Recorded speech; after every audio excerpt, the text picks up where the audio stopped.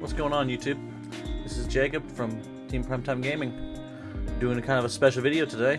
I'm going to be talking about some Wilds of Eldraine spoilers, and what probably is going to be one of the best, if not the best, sets of the year.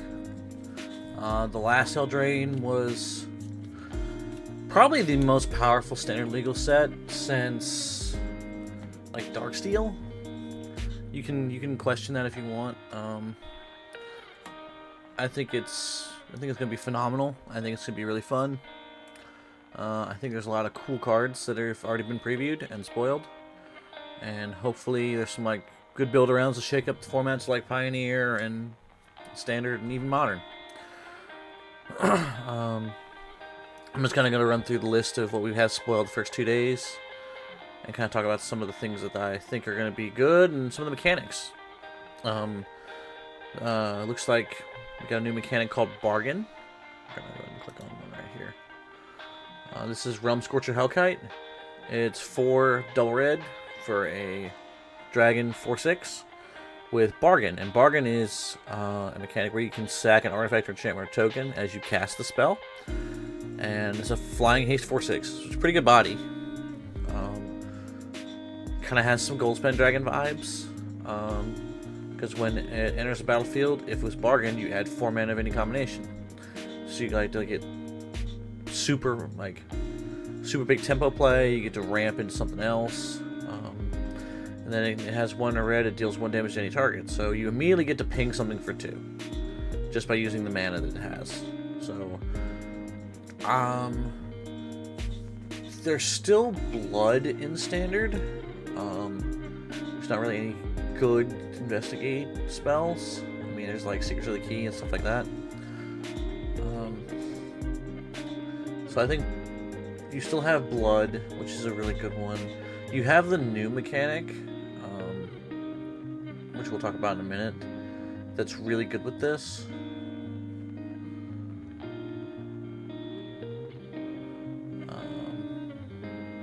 So, see some people commenting down here that it's a 4/6 for 2. It's not really. You get the mana back. You still have to spend it, which makes a big difference. And then let's talk about what's next.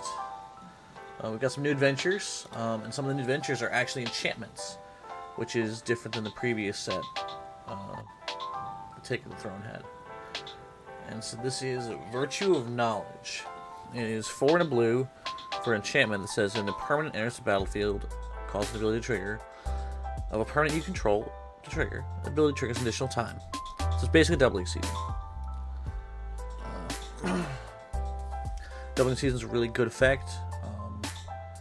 For 5 mana, with an additional spell tacked onto it, this card's going to see play. It's going to have some kind of weird build around, like some mid-range over-the-top deck. And then the adventure is a 2-mana instant that says, copy target activated or triggered ability you control. You may choose new targets for that copy. Somebody smarter than me is going to find out some kind of bull combo to make this good. Or I said doubling season. No, I meant Panamicon. My bad.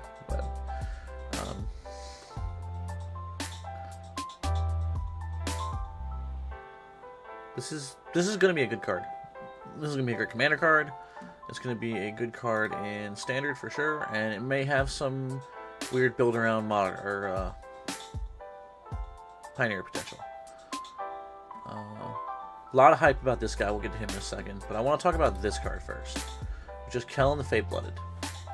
It's 2 and a red for a legendary creature, human fairy. It's a 2/2 double striker for 3, which is not bad. And then other creatures you control get +1/+0 for each aura equipment attached to Kellen the Bloodfane, or Fate-Blooded. I don't care about that side. That side of the card's cool. What I really care about is Birthright Boon, which is its 2 mana sorcery adventure. It says, search your library for an aura or equipment card, reveal it and put it in your hand. I've been trying to make Pioneer Hammer Time work for like 2 years. It's really bad. You have Sigarda's Aid, you have Hammer, obviously. You have a couple other key elements to it, but you don't have Stoneforge, you don't have Earth Saga, you don't have Esper Sentinel, you don't have Pierce the Paladin. There's There's been a little tiny bit of success with some of like the red-white lists with like fighter class that can search it.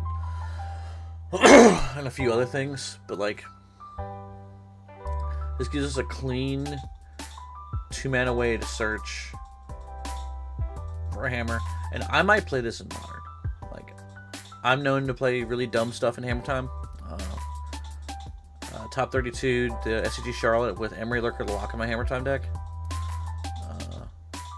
I think that this card gives you another way to search, so it may just be like I cut the Steel Shaper's Gift and put this in, and it's just a worse version of that with a body.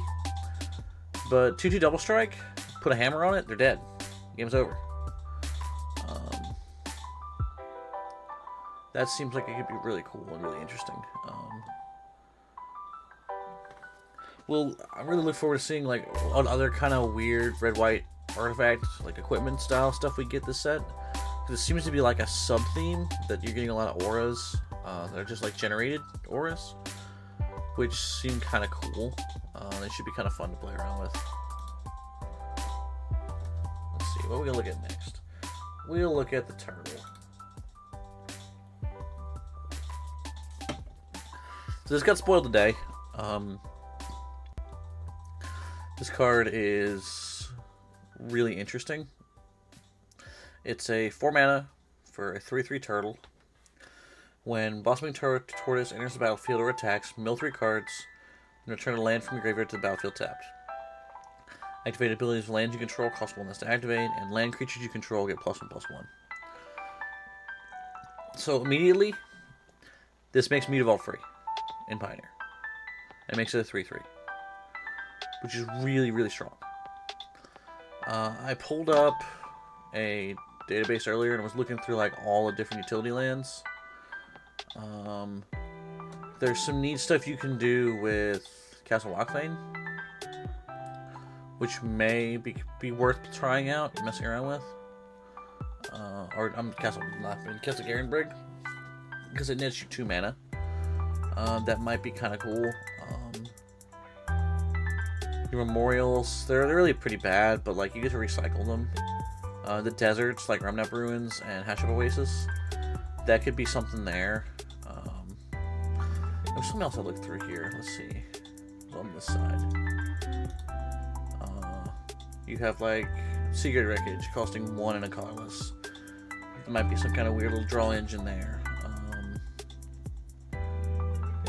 That's being staged, being on copy stuff. Like maybe Lotus Field like does something cool with this. Majoring Network, just putting a storage counter on for free and letting you ramp is kind of neat. Almost like a storage land from the olden days. Protection Tower being free is kind of neat. Blast Zone costing a little less is kind of cool. But there's like not really anything crazy that I see right now. Obviously I haven't looked super deep into the format yet. I'm sure there's going to be something weird that I missed and that Sam Black obviously will find 2 weeks into the format and it'll be broken. But I think this card could see a lot of play. I think it could see play in multiple formats.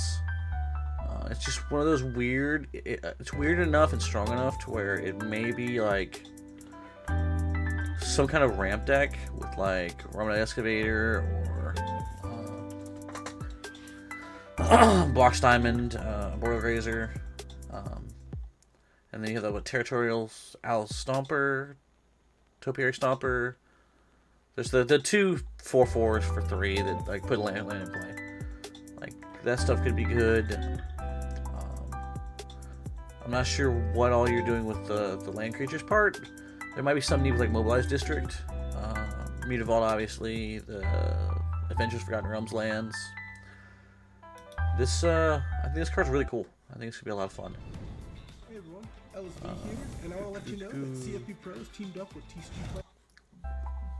Next up, we have Decadent Dragon. Apparently, this is the actual replacement to Goldspan Dragon, which this card looks really sweet. So it's a 4-mana 4/4 Flying Trample. When it attacks, make a treasure. It's pretty good. And then it has Expensive Taste, which is 2 and a black for an instant. It says exile the top 2 cards of target opponent's library face down. You may look at it and play these cards for as long as they may exiled. I don't know how you beat this card in limited. Like, I really don't.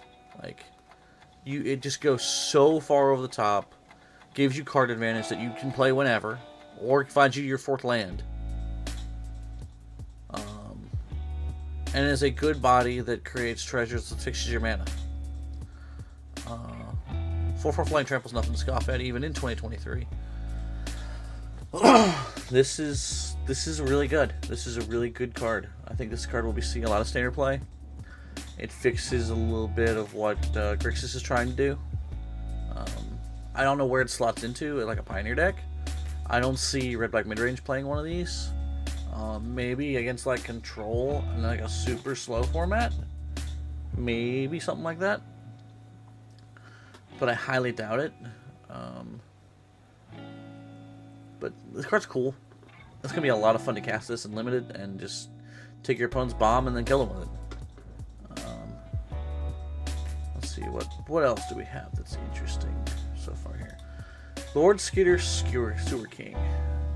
2 and black for a legendary creature, Rat Noble. It says whenever another target rat enters the battlefield under your control, exile 1 target card from an opponent's graveyard. At the beginning of combat your turn, create a 1/1 rat token with this creature can't block. So this comes down on 3, makes a rat,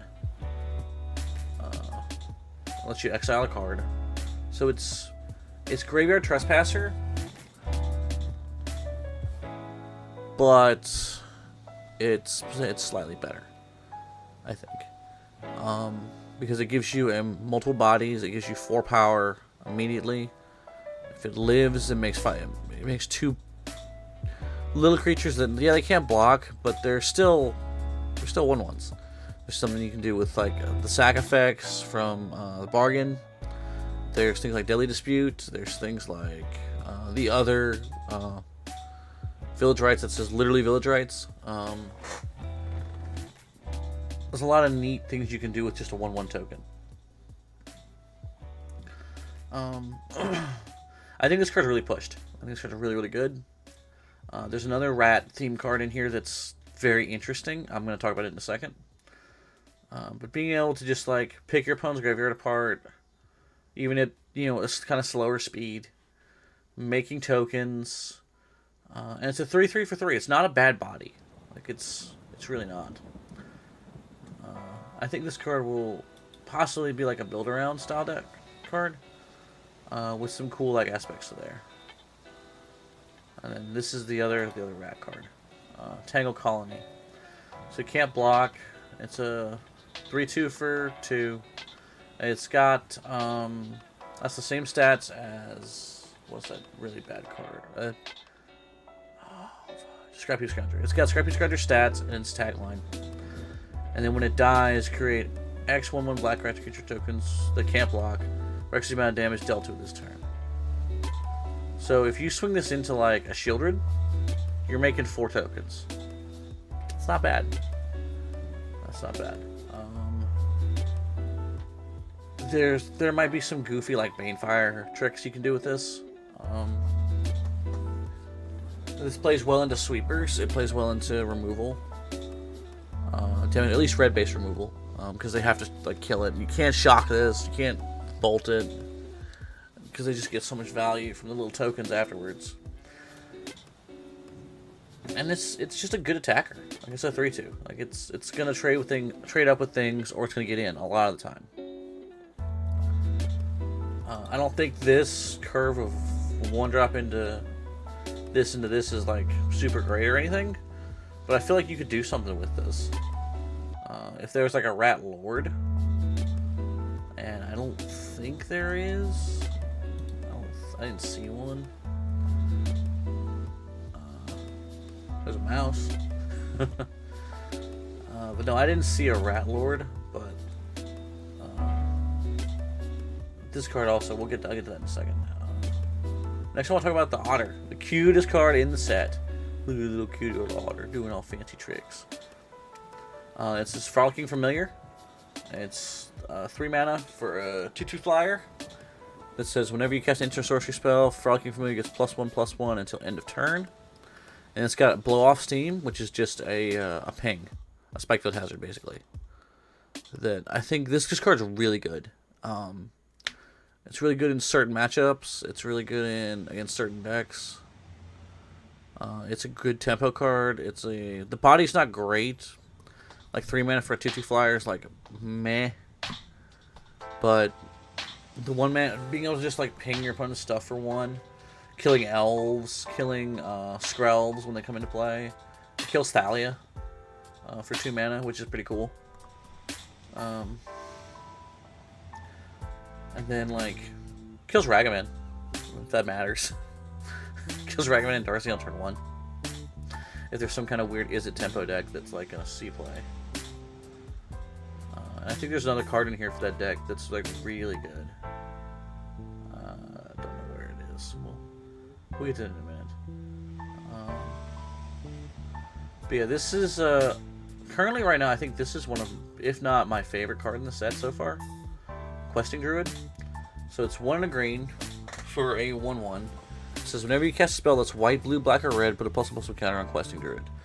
This is a Corian Dryad retrade, which I didn't know was Pioneer legal until I played against somebody with playing like a bad Siege Rhino deck, and I was like, okay, hey, this is pretty cool. And then it's got Seek the Beast, which is 1 and a red for an instant adventure. It says exile the top 2 cards of your library until your next end step. You may play those cards. So you can do this on your opponent's turn, untap, cast some things. It's a 1/1 for 2 that grows really big, really fast. Yeah, like look down here. It's literally these 2 cards mixed together. I really don't know if this has a home. Maybe in the green-red boat deck in Pioneer, or some kind of like Teamer mid-range or Teamer like adventures. I think this card could see like a lot of play and could be really, really good. Being able to just like impulse on your opponent's turn and like give yourself card advantage is something that like green-red decks don't usually have. Like you have like Escape to the Wilds and like maybe 2 other decent ones, but like they really don't have a way to get true card advantage. I think this card's really, really strong. It's not a great turn 2 play as far as like playing it, but I think this card's gonna be really good, and then we'll find a home somewhere in Standard or Pioneer. What else? What's next? This card, Gruff Triplets, it's one of those like 6 mana threats. It's like doesn't seem good, but like the more you read this card, the more really like interesting it gets. So it's 6 mana for a 3/3 with trample, and it says when Gruff Triplets ETBs, if it isn't a token, create 2 tokens that are copies of it. When Gruff Triplets dies, put a number of +1/+1 counters equal to its power onto each creature in your control like Gruff Triplets. So you cast this, you make 3 3/3s, 9 power for 6 mana. It's pretty good. You kill one of the tokens, it makes 2 6/6s. And then when you kill a 6/6, it makes 12/12. That's like crazy. So you have to basically sweep the board and kill all 3 of these, or you're just getting beat down by a 12/12 Trampler after using 2 removal spells. Like this card's very interesting. And combined with like a flicker effect, this card can get out of hand really quickly. It seems a super good mid-range play. This card's busted in limited. Like, this is the only way you beat that stupid dragon from earlier. This card is crazy. It's so hard to remove a card like this in limited. And you don't care if things die. Like, you just send 2 tokens in, and when one of them dies, you make 2 6/6s. Like, this card's crazy. There's gonna be some weird, like, gimmicky trick with this, where you, like, flicker the main one, or, like, sack the main one, bring it back with, like, some kind of reanimation spell, and make, like, a bunch of dudes. I like this card a lot. I think this card's cool. I think this card's gonna be a lot of fun. Also, I don't really care for this card, but the flavor on this is unbelievable. So this is Curse Courier. It's a human noble that got turned into a frog, and then when it ETBs, create a curse roll token attached to it, makes it a 1/1. So the kind of sub theme of this set is you get curses that are just enchantments that attach to your creatures, and those curses manipulate the character's attributes and traits, and the goal is to break the curse, basically.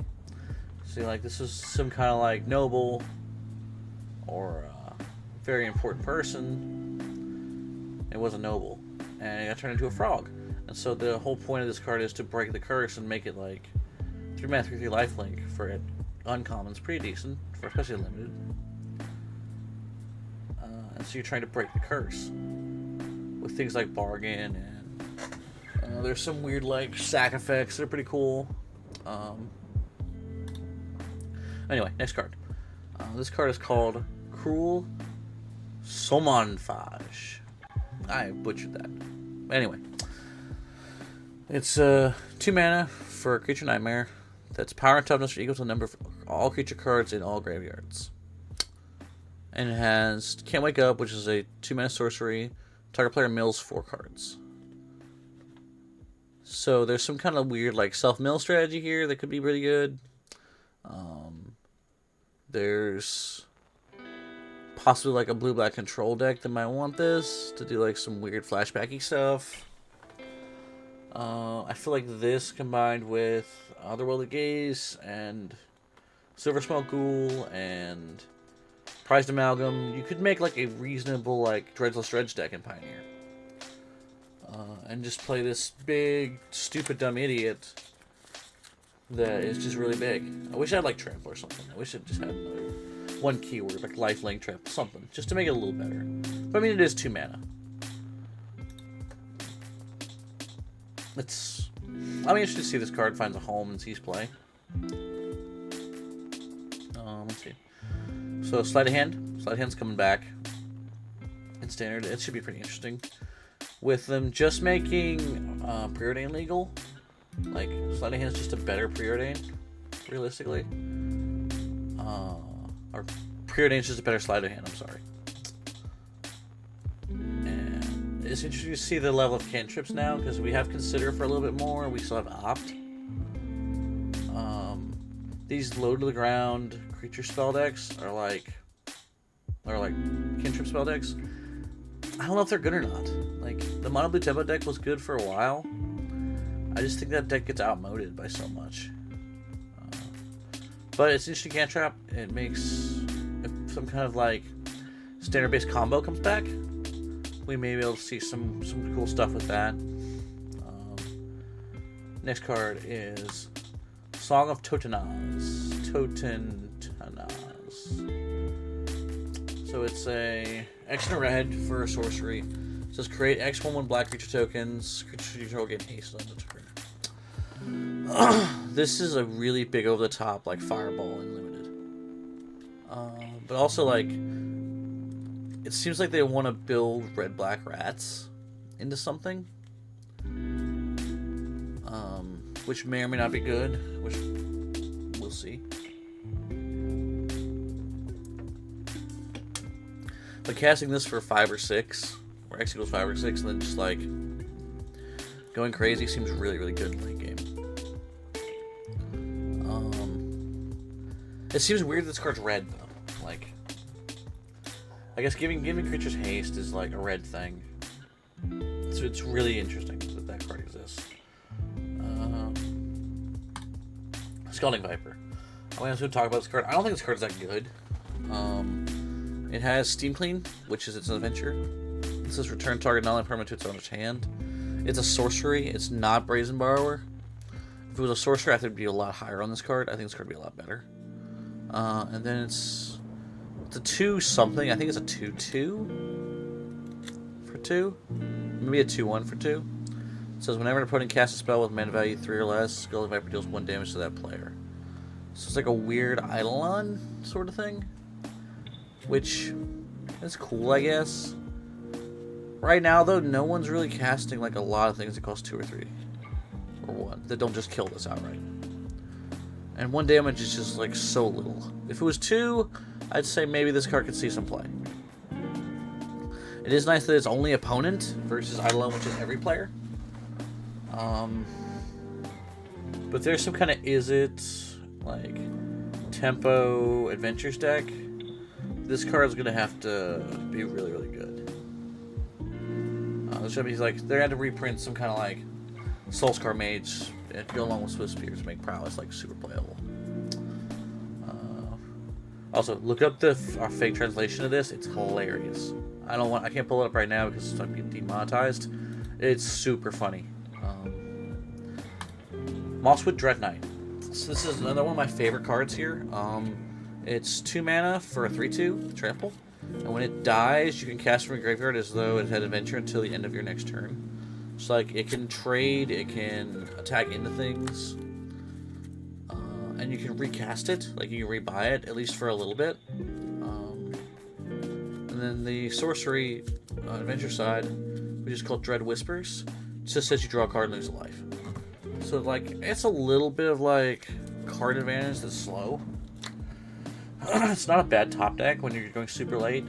This card is going to be super, super good in something like a green-black Delirium deck that's like been close, like a Grimflayer style deck. That deck may end up trying to play this and playing like some kind of like rock style deck. That may end up being where this finds a home. There's also like weird reanimation decks or things like that this might see play in. This card's cool. This card's super cool. It's a 3/2 for 2 with like 4 lines of text. I think this card will see play for sure. This is a weird fight spell, or not weird fight spell. So Ratcatcher Training. Here's the more we're going to red black rats. It makes it's a 2 mana 2/1 for a striker on your turn, and it makes 2/1/1 rats for 3 for its instant.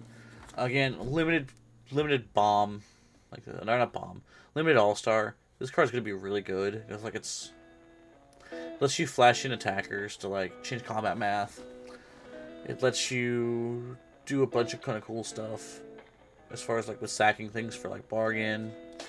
And it just puts a lot of bodies on board. Like 5 mana, make a 2/2, make a 2/1 and make 2/1/1s is not like, it's not bad. Like Pink Kieran Alar was like broken, and it made a Thopter and was a 2/2 body and had 1 line of text. It was pretty good. And you don't have to do all this at once, which is important. So you just like save the body for later when you need like either a blocker or pushing for damage. This card Rat Out's pretty cool. It reminds me of an old card called I forget, Sapling something or other. You have 1 creature -1/-1 and then make a rat.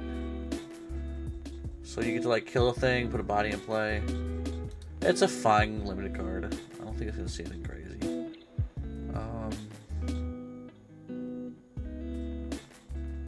What else we got? This card right here is really interesting. I think this card's gonna be really good too, especially as a common.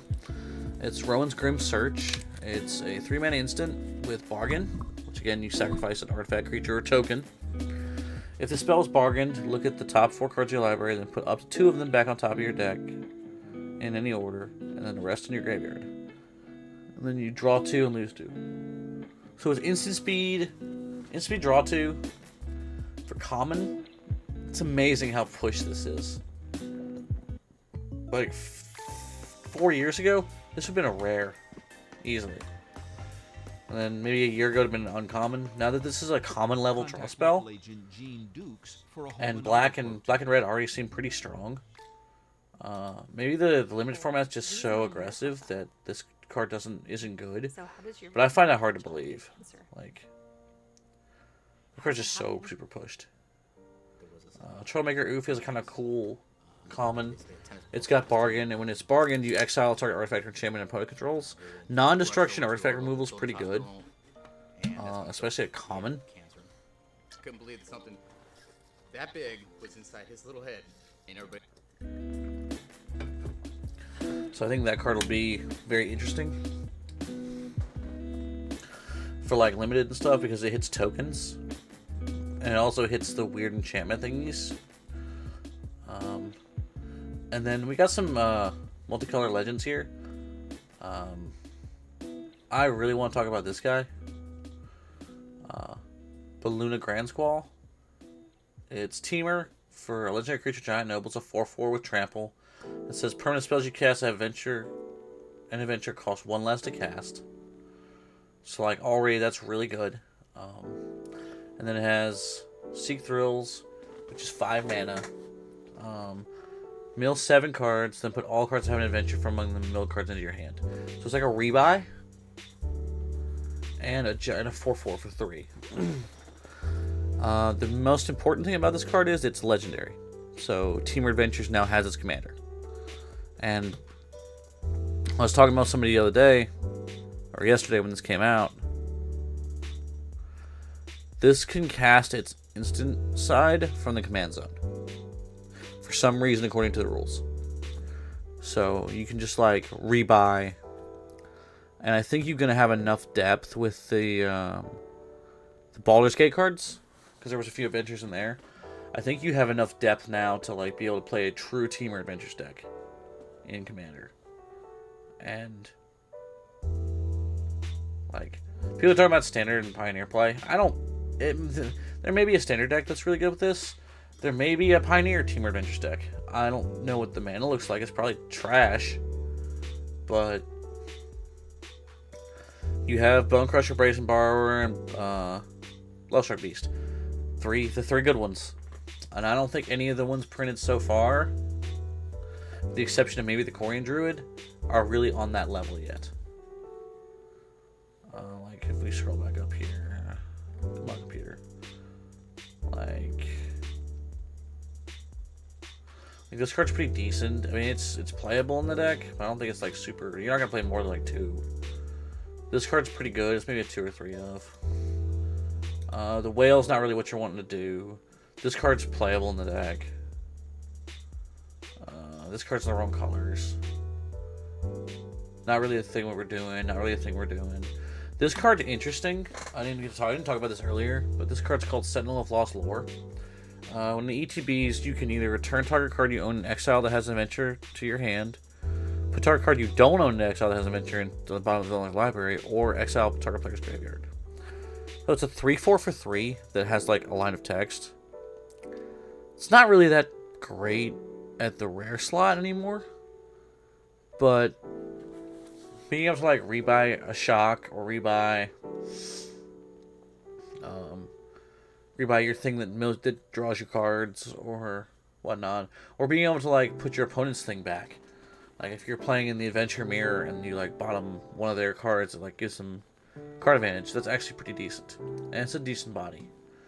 I don't think this card's great. I think that's gonna come up a lot more in limited, unfortunately. And I think the limited format looks fucking sweet.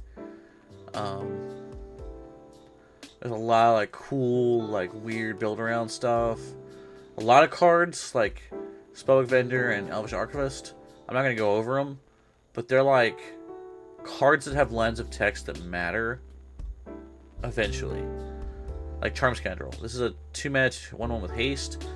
When it ETBs, you can discard a card, draw a card, you can make a treasure, or create a Wicked Roll token. I think that makes the thing a 1/1.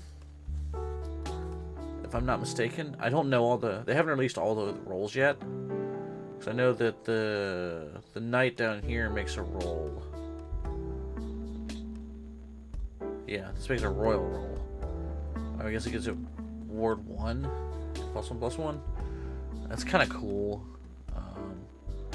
This card costs too much. I think people were talking about it being good in like the Aura's deck. You don't want to pay 3 mana for a thing that just dies. Torch the Tower is going to be like the removal spell of the format. It's got Bargain. It deals 2 damage to creature Planeswalker. If it's Bargain, it does 3 damage to that permanent, and you scry 1. And then it's got the Exile effect, which every red removal spell nowadays has attacked onto it, just to make them like playable. To be honest with you. This card's pretty cool. This card's pretty good. It's good as an instant and not a sorcery.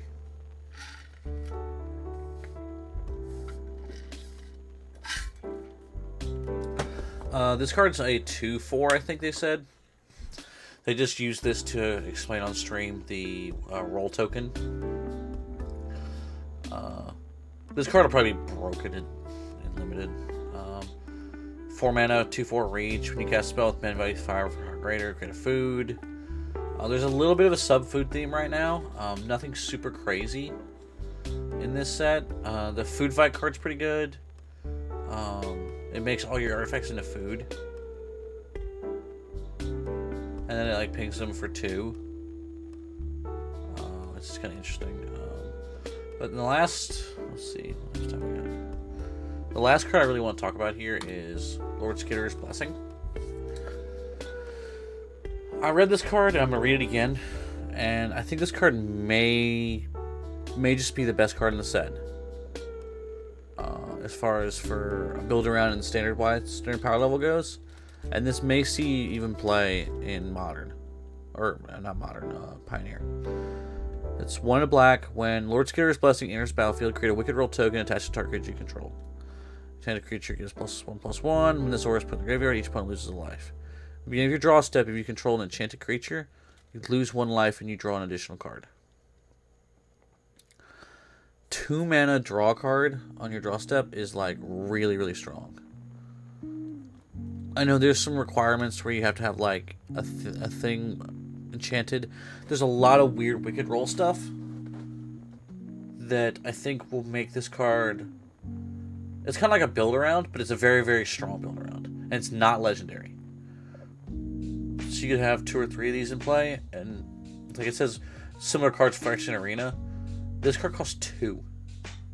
It's better than Ardo's Bloodfast, I think. It's better than that weird arena from Brothers War, when you had to like kick and stuff. This just naturally, like, you go 1-drop into that, attack a or onto a thing. If they don't kill it on turn 2, you're drawing an extra card. And then you just, it's like snowballs. Because then you play another thing. There's some interesting, like, cards that put auras on things. Let's see. This guy, he puts a curse roll attached to target creature control. This is a curse roll versus a wicked roll. So the curse roll makes it a 1/1, the wicked roll gives it +1/+1. So I think the way that this works.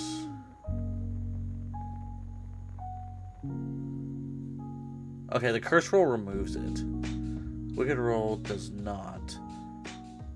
So it's kind of a weird pattern. Like, some of them remove the auras. Let me see if the royal one does.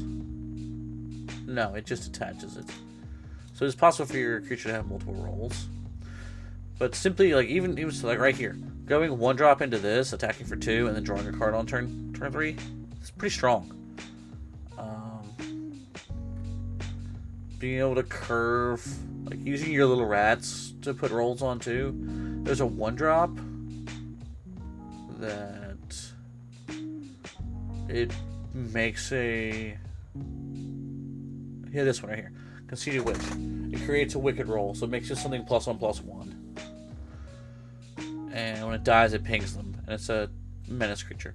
But it's only 1 mana, so like, just being able to like play this and tack it onto like a shitty creature or a rat, and then possibly drawing cards from beyond that, that's pretty cool. That's pretty. It might be strong. The removal in standard's so good right now. It may not be as good as I think it is, but I'm gonna just go ahead and say it now. I think this card might be the best card in the set. I might be wrong. It is weird that it's 2 mana, and it's gonna hang around and draw you cards. Like, and you can sack it later to a bargain if you need to. Like,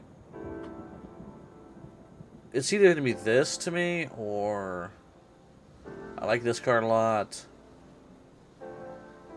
or the dragon, or this thing, depending on what you build with this. All the white cards suck so far. I'm not gonna lie. I wish they were better. Got a Glass Casket reprint. That's pretty cool.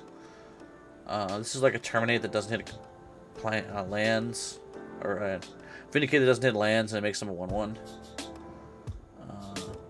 This is kind of like the thematics out here. This card called Break the Spell. It destroys an enchantment, and then if a permanent you control or token was destroyed this way, you draw a card. So you get to like blow up the curses and make turn your creatures on. What was it though? Frog dude, yeah. So that's pretty neat. And it's an instant speed, so you can do like set up blocks, make your thing a 3/3 lifelinker, draw a card, blow their creature out in combat. Like, that's pretty cool.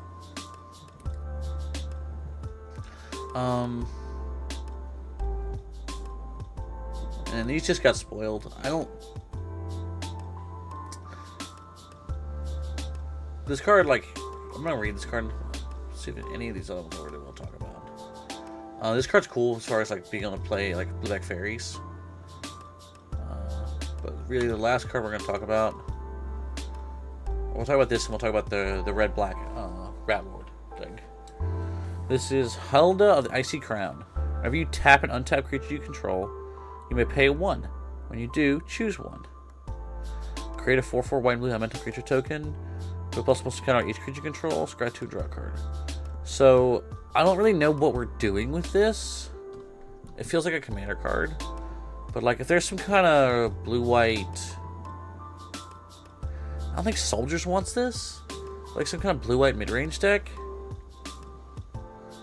That if you just like... Even like... This card could even say play like blue-white control and just tap itself.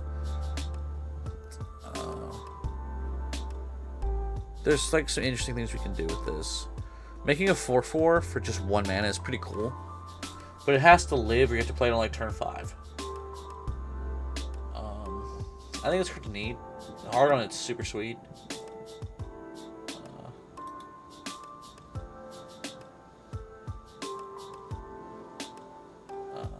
Oh, it's a commander card. No wonder. I'm about to say, the symbol look different. So these are all commanders. This is in the set. This is the one I want to talk about last. That's a pretty cool commander. All 3 of these look kind of fun. This is the Poison Apple bit. This is the... I forget which one the story this is. Not important. The last card we're going to talk about is Totenaz Swarm Piper. It's a legendary creature, human warlock bard for 1 in Rakdos. It says whenever this card or another non-token creature you control dies, create a 1/1 rat token. And then target attacking rat you control gains Death Touch. So it gives you your little shitty rats a way to get in safely. And when it dies or another creature you control dies, make a 1/1. So it triggers off of the Rat King dying, it triggers off of itself dying. I forgot about this card. We gotta talk about this card too. These 2 cards are sweet. It's a pretty cool card. I think it's it might not be strong enough to make the rat deck super playable and super good, but I certainly think people will try it. This card's neat that doesn't have to tap itself to do its thing. So you just 3 mana play it, tap a creature immediately. Or you can do it on your opponent's turn, then tap another thing, and then sack it to draw 2 cards. Which is pretty cool. There might be some kind of weird lock with this. I don't know. But legendary artifacts, tap things and draw cards are pretty good right now. So keep an eye out for that. And the last card we're going to talk about. Well, first, shout out to the fortresses. The Restless Cycle. Really fair group of lands, I think. They all kind of represent the color pie. They're all pretty cool. They're not pushed by any means.